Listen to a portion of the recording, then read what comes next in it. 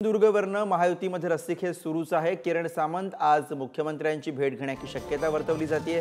आजपासून रत्नागिरी सिंधुदुर्ग मतदारसंघामध्ये अर्ज भरण्यास सुरुवात होणार आहे आणि त्या पार्श्वभूमीवरती आज किरण सामंत हे मुख्यमंत्र्यांची भेट घेतील असं बोललं जातंय।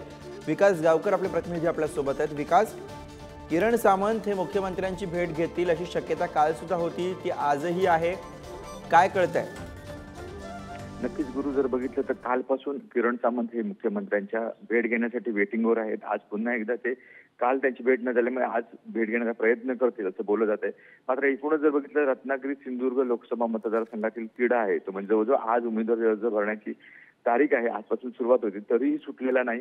या मतदारसंघाचा जर विचार केला तर गेले काही दिवस नारायण राणे हे प्रचार करत गेले 10 दिवस ते सिंधुदुर्ग जिल्ह्यात तळ ठोकून आहेत आणि त्यांनी प्रचाराचा जो काही धडाका आहे तो हळूहळू सुरू करण्यास सुरुवात केली आहे। मात्र आजही भारतीय जनता पक्ष एका बाजूला या उमेदवारीवर ठाम असताना शिंदेची शिवसेना मात्र कोणत्याही परिस्थितीत ही जागा आपल्यालाच मिळाली पाहिजे अशा पद्धतीचा दावा करताना दिसत आहेत। एका बाजूला किरण सामंत यांचे कार्यकर्ते म्हणतात जर उद्या राणेंना उमेदवारी मिळाली तर भारतीय जनता पक्षाला शिंदेच्या शिवसेनेकडून पूर्णपणे सहकार्य मिळेल का, अशा पद्धतीचा संशय सुद्धा काही कार्यकर्त्यांच्या मनात व्यक्त केला जातोय। कारण आम्हाला किरण सामंतच हवेत अशा पद्धतीची ठाम भूमिका शिंदेच्या शिवसेनेची किंबहुना किरण सामंत यांचे कार्यकर्ते घेताना दिसत। काही दिवसापूर्वी किरण सामंत यांनी एक तशा पद्धतीचं स्टेटस सुद्धा ठेवलेलं होतं। त्यामुळे एकूणच द्विधा मनस्थिती झालेली आहे की कोण या मतदारसंघातला नेमका उमेदवार असेल अशी दोन्ही पक्षांच्या कार्यकर्त्यांमध्ये परिस्थिती आहे। आणि आज जर बघितलं तर उमेदवारी अर्ज गुरु भरण्याची तारीख सुरू होते आणि आज सुद्धा उमेदवारीचा तिढा काही सुटताना दिसत नाहीये।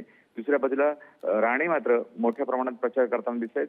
त्यामुळे हा नेमका तिढा कधी सुटणार अशा पद्धतीची चर्चा बरोबर आणि त्यामुळेच बऱ्याच शक्यता आहेत आणि त्या अनुषंगाने येणारे बरेच प्रश्न आहेत विकास, त्याची उत्तर आता मुख्यमंत्र्यांना शोधावी लागणार आहेत। धन्यवाद या सगळ्या सविस्तर माहितीसाठी।